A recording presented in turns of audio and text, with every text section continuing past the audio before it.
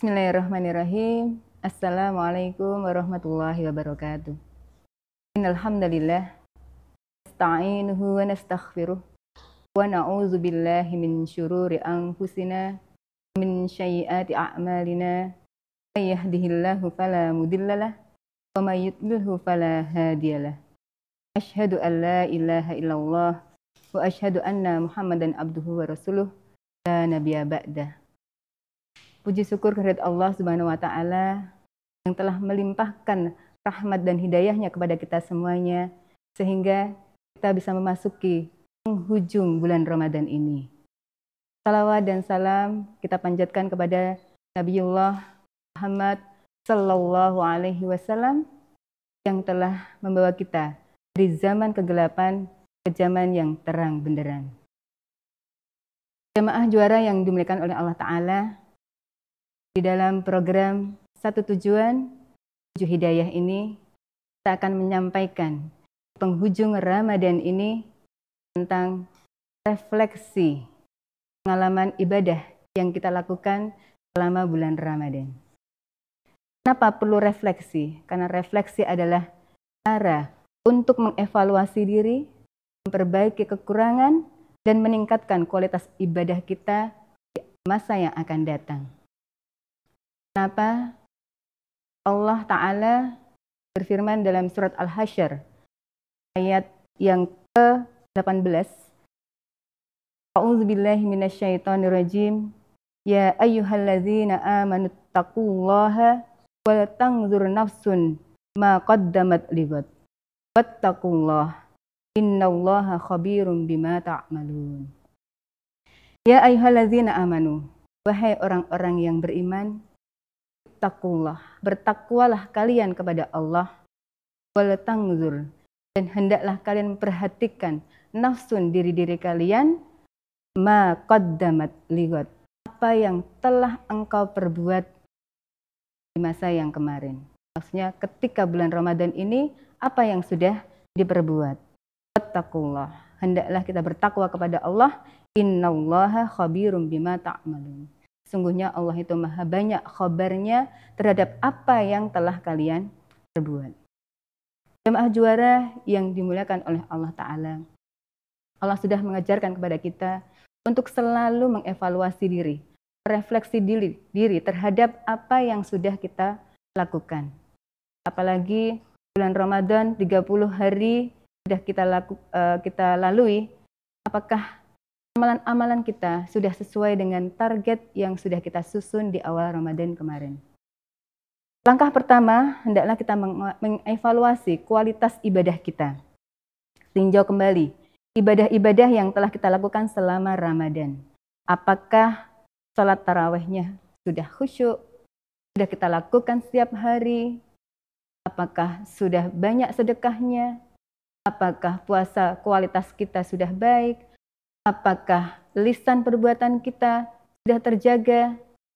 Perlu sekali kita evaluasi kualitas ibadah kita semuanya. Contoh dari sahabat Rasulullah SAW, bahwasanya Umar bin Khattab itu selalu menghitung-hitung, menghisap amalan setiap harinya. Bagaimana dengan kita? Sahabat saja selalu menghitung, menghisap amalan setiap harinya. Kita sebagai umat Muhammad juga setiap hari harus menghisap, menghitung, merefleksi keseharian kita. Apakah sudah sesuai dengan perintah Allah ataukah tidak. Kemudian yang kedua adalah mengidentifikasi kekurangan dan kelemahan. Akui bahwa kita mempunyai kekurangan dan kelemahan. Apakah kita masih sering lalai dalam menjalankan ibadah, sering tergoda dengan hawa nafsu? Nah, itulah kelemahan-kelemahan kita yang harus diperbaiki. Yang ketiga, tetapkan tujuan dan perbaikan diri. Jadi sebenarnya tujuan kita melakukan amalan dalam bulan Ramadan ini apa? Yaitu mencari ridha Allah. Kalau ingin mencari ridha Allah, maka kita perlu ketika kekurangan-kekurangan yang sudah kita miliki, yang sudah kita lakukan kemarin, perlu kita tingkatkan, perlu kita perbaiki diri untuk di masa-masa yang akan datang. Insya Allah, mudah-mudahan Allah memberikan kesempatan untuk bisa menjumpai Ramadan di tahun berikutnya. Amin. Berikutnya yang keempat adalah mencatat pengalaman spiritual. Selama bulan Ramadan ini, apa yang paling menarik, ibadah apa yang paling bisa kita lakukan, yang paling menetap di dalam hati kita. Perlu kita, dalam bahasa Jawanya adalah uri-uri, istiqomahkan, dan perlu ditingkatkan kembali. Ibadah-ibadah yang lainnya perlu kita tingkatkan. Kemudian yang kelima, bersyukur atas nikmat Allah Ta'ala. Kita harus selalu bersyukur atas nikmat yang diberikan oleh Allah. Nikmat iman, nikmat sehat, dan nikmat yang lainnya. La in syakartum la azidanakum, wa la in kafartum inna adzabi lasyadid. Jika kalian bersyukur, maka Allah akan menambah nikmatnya. Tapi kalau kufur, sungguh azab Allah itu amatlah pedih. Maka kita menjadi orang-orang yang selalu bersyukur kepada Allah Ta'ala. Yang keenam, memperbanyak istighfar. Ketika kita banyak melakukan kesalahan, melakukan dosa, sebaiknya kita memohon ampun kepada Allah dengan mengucapkan istighfar. Kalau seandainya kita terjerumus, terperosok kepada dosa yang besar, hendaknya segera untuk bertaubat. Taubatan nasuha, agar tidak terulang kembali. Itulah yang perlu kita lakukan untuk selalu memohon ampunan kepada Allah Ta'ala.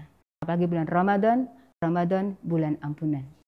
Yang terakhir, berdoa dan untuk istiqomah. Berdoa untuk istiqomah. Mohon kepada Allah agar diberi kekuatan, keimanan, kesempatan untuk bisa mengistiqomai amalan-amalan yang sudah kita lakukan. Memperbaiki amalan-amalan yang masih kurang, yang perlu diperbaiki.